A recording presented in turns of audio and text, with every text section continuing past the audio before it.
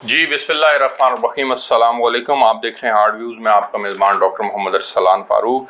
पाकिस्तान का आईएमएफ के साथ एक एग्रीमेंट हुआ है जिसे स्टैंड बाय एग्रीमेंट कहते हैं।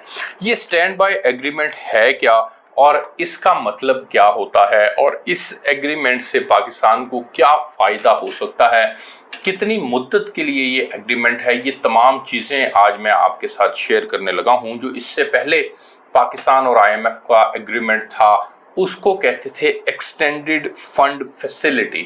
वो एग्रीमेंट किस मद में होता है और उसका क्या मरकजी ख्याल होता है, ये तमाम चीज़ें आज मैं आपके साथ शेयर करने लगा हूँ।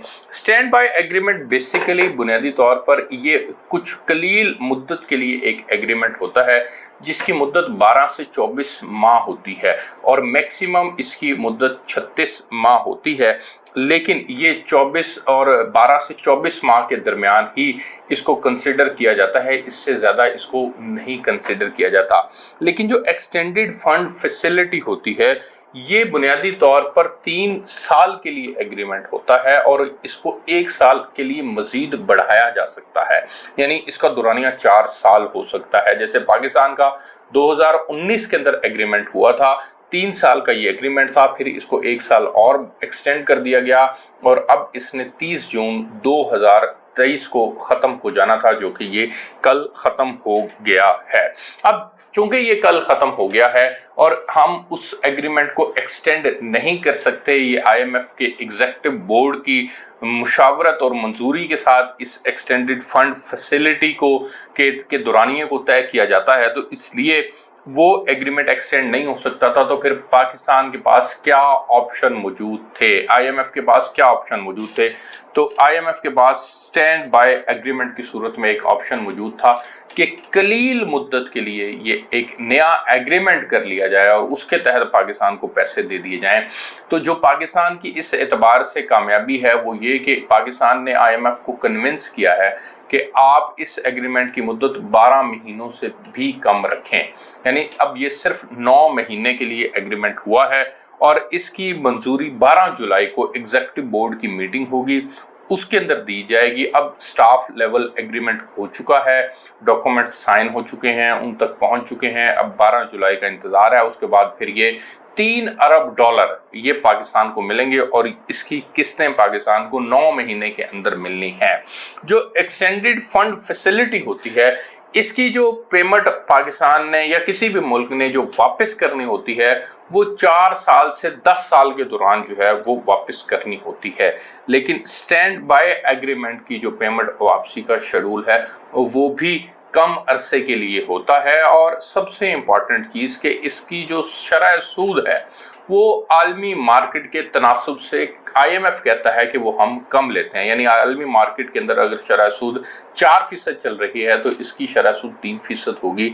ये आईएमएफ की अपनी जो है वो एक स्टैंड बाय एग्रीमेंट करने वालों के साथ एक एग्रीमेंट है कि हम आपको शरह सूद जो है वो कम करेंगे। इसका जो एक और मरकजी ख्याल होता है स्टैंड बाय एग्रीमेंट का वो ये होता है कि जो वक्ती तौर पर मुआशी दबाव होता है उससे निकालने के लिए किसी भी मुल्क को ये एग्रीमेंट उनके साथ किया जाता है कि जो उनका वक्ती मुआशी दबाव है उससे वो लोग पुल आउट हो सकें, बाहर निकल सकें।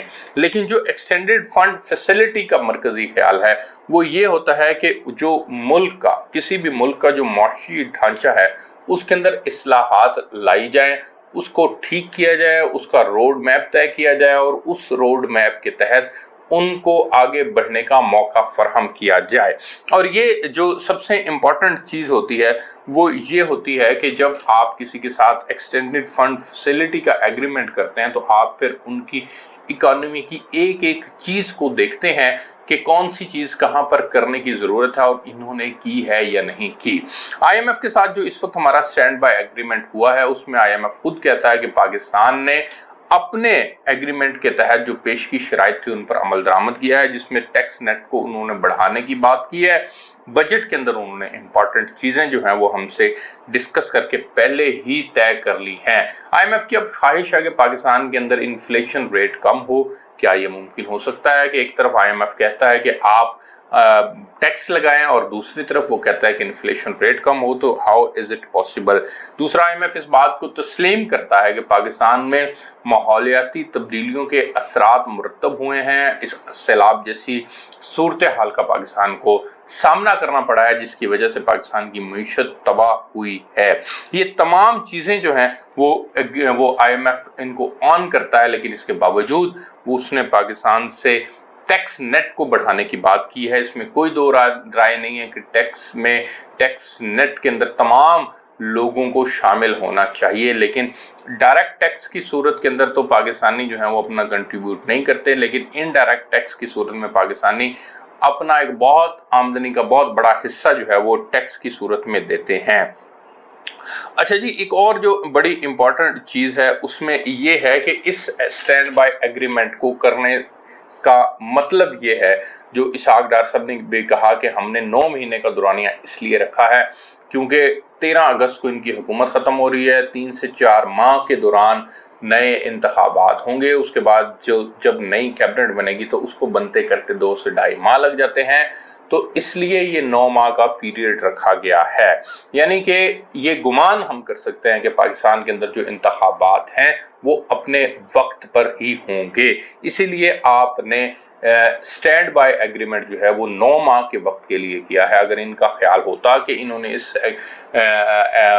जो IMF का प्रोग्राम है उसको चूंकि 24 माह का इनके पास टाइम होता है तो 24 माह तक बढ़ा सकते थे अगर इन्होंने इंतखाबात आगे लेकर जाने होते, लेकिन जाहिर है इन्होंने नहीं बढ़ाए, उसको 12 से भी कम करके 9 माह पे किया है। तो इसका मतलब ये है कि ये लोग पाकिस्तान की इकॉनमी को लेकर के इस वक्त कुछ संजीदगी का मुजाहरा भी कर रहे हैं और इंतखाबात को अपने वक्त पर करवाने की गर्ज से भी इन्होंने एक अरेंजमेंट पहले किया है।